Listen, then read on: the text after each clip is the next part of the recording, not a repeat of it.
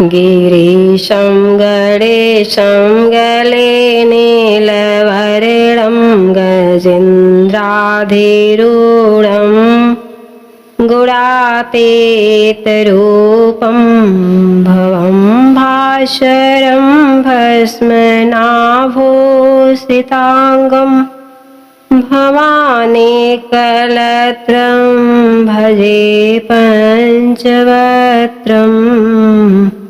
बोलिए शिव भगवान की जय, भोलेनाथ की जय। तो आज मैं अध्याय 9 शुरू करने जा रही हूँ। आप लोग इसको ध्यान पूर्वक श्रवण करें। भक्तों, श्रवण मास का पावन महीना चल रहा है। श्रवण मास की दिव्य कथा यात्रा आप सभी को सुभद्र, शांति और सद्गति प्रदान करे। इन्हीं मंगल कामनाओं के साथ आइए शुभारंभ करते हैं आज की यह 9वां अध्याय। भगवान शंकर ने सनत कुमार से कहा, अब मैं तुम्हें शुक्रवार की कथा कहता हूँ, जिसे सुनकर प्राणी समस्त विपत्तियों से छूट जाता है। पांडव वंश में एक राजा था जिसका नाम सुशील था। उसके यहाँ कोई संतान नहीं थी। उसकी पत्नी का नाम सुकेशी था। पुत्र न होने के कारण वह उदास रहने लगी। रानी स्त्री स्वभाव के कारण हर महीने कपड़ों को अपने पेट पर बांधकर पेट की वृद्धि करती रही। इस प्रकार साहस कारण स्वप्रसूति के अनुसार सुकेशी किसी गर्भवती स्त्री को खोजती रही। संयोगवश उसने गर्भवती पुरोहित की पत्नी को देखा। कपटी रानी ने प्रसव के समय दाई का कार्य करने वाली अन्य किसी स्त्री को इस काम के लिए नियुक्त किया। दाई को एकांत में बहुत सा धन दिया। अपने गर्भ के अनुकरण की सब बातें वह सुनाई। पुरोहित की पत्नी का प्रसव का समय नजदीक आया। यह सुन उसी तरह दाई ने भी अपने वचन का पालन किया। पुरोहित की पत्नी दाई की बात नहीं जानती थी, अतः वह दाई की बातों का पालन करती थी। दाई ने पुरोहित की स्त्री के नेत्रों पर पट्टी बांध दी और उसके उत्पन्न हुए पुत्र को रानी के पास भेज दिया। इस प्रकार रानी के पास उस पुरोहित के पुत्र के पहुंच जाने की किसी को कानों कान खबर नहीं हुई। इस नाटक को कोई नहीं जान सका। रानी ने अपनी दासियों द्वारा राजा को खबर करा दी कि उनके यहाँ लड़का पैदा हुआ है। उधर दाई ने पुरोहितानी के नेत्रों से पट्टी खोल दी। वह अपने साथ मांस की एक पिंड लाई थी। दाई ने पुरोहितानी को वह मांस की पिंडी दिखाते हुए कहा, यह अनिष्ट हुआ। अपने पति से इसकी शांति करवाना।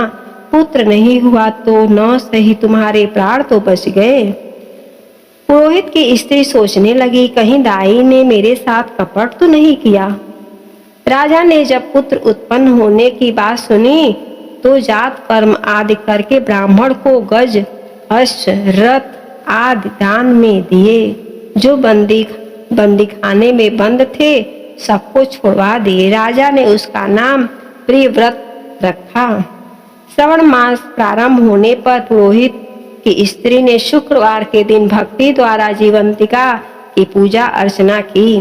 दीवार पर बहुत से लड़कों के सहित जीवंतिका की तस्वीर बनाई और 5 दीपक जलाकर पुष्पमाला से पूजा अर्चना की।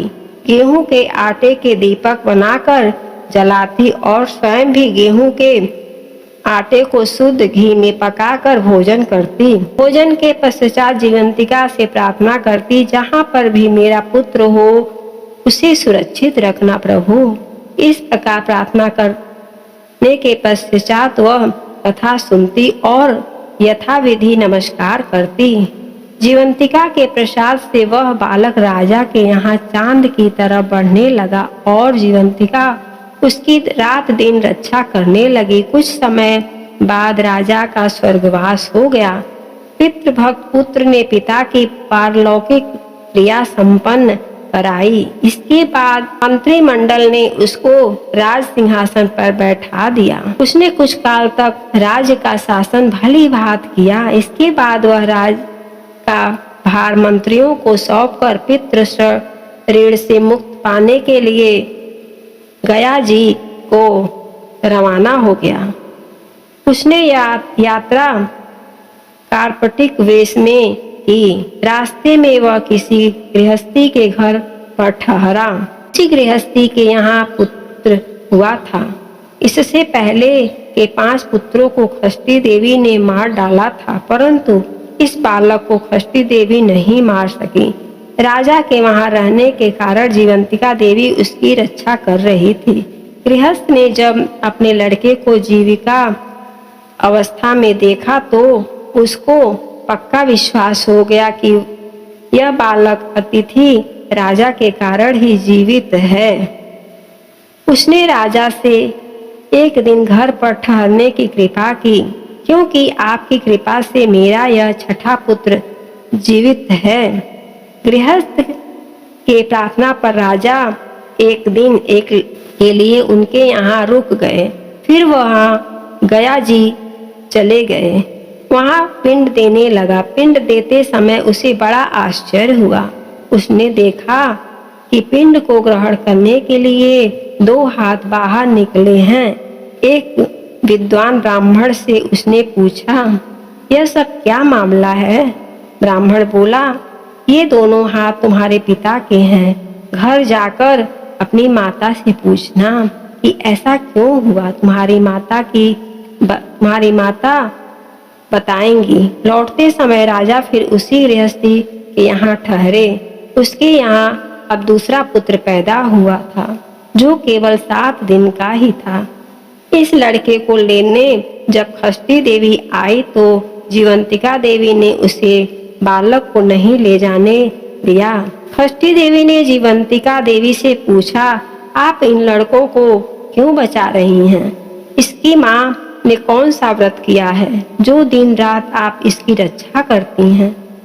राजा भी उस समय जाग रहा था। वह दोनों देवियों की बात सुन रहा था। वह नींद का बहाना करके पड़ा रहा। जीवंतिका बोली, इनके यहाँ जो अतिथि ठहरा हुआ है उसकी माँ श्रवण के महीने में शुक्रवार के दिन मेरा पूजन तथा व्रत नियमानुसार करती है।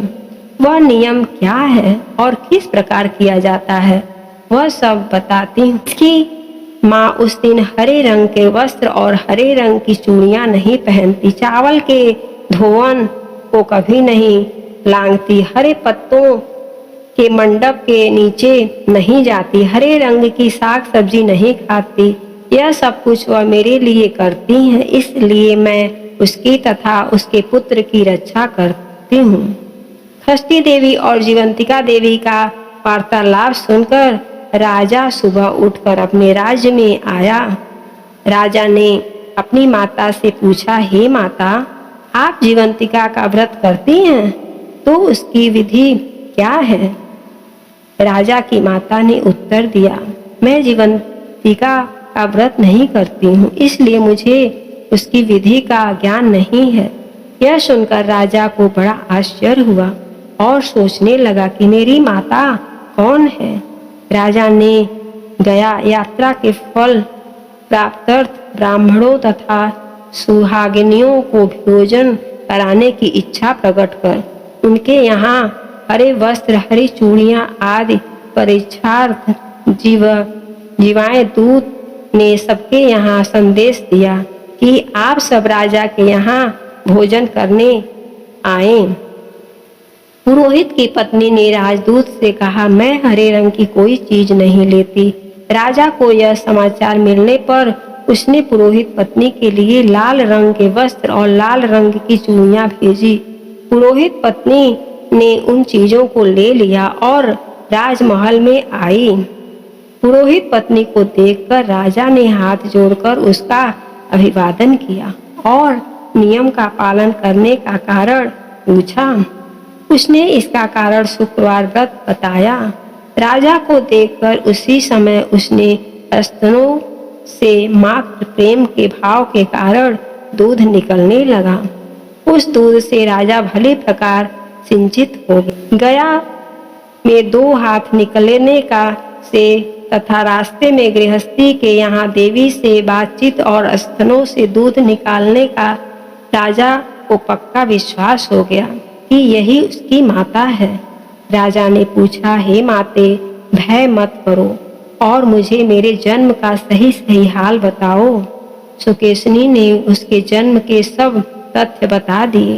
राजा ने प्रसन्न होकर अपना जन्म देने वाले माता पिता को नमस्कार किया और उसको संपत्ति देकर उनका मान बढ़ाया। एक दिन रात को राजा ने जीवंतिका से प्रार्थना की, हे देवी, मेरे जन्मदाता पिता तो मौजूद है, फिर गया में पानी से 2 हाथ किसने निकाले थे? देवी ने राजा को ख्वाब में ही उत्तर दिया, हे राजन, मैंने तुम्हें विश्वास दिलाने हेतु ऐसी माया रची थी, इसमें तुमको कोई संदेह न करो। भगवान शंकर बोले, हे सनत कुमार, मैंने तुम्हें शुक्रवार के व्रत करने का महात्म्य कह सुनाया। इस व्रत को श्रवण के मास में करने से मनुष्य की समस्त इच्छाएं पूर्ण हो जाती हैं। इस प्रकार श्री स्कंद पुराण के अंतर्गत ईश्वर सनत कुमार संवाद में श्रवण मास महात्म्य में शुक्रवार की कथा नामक 9वां अध्याय पूर्ण हुआ। बोलिए भोलेनाथ की जय। ओम नमः शिवाय, ओम नमः शिवाय, नमः शिवाय, ओम नमः शिवाय, नमः शिवाय, नमः शिवाय, ओम नमः शिवाय, ओम नमः शिवाय। बोलिए शिव भगवान की जय।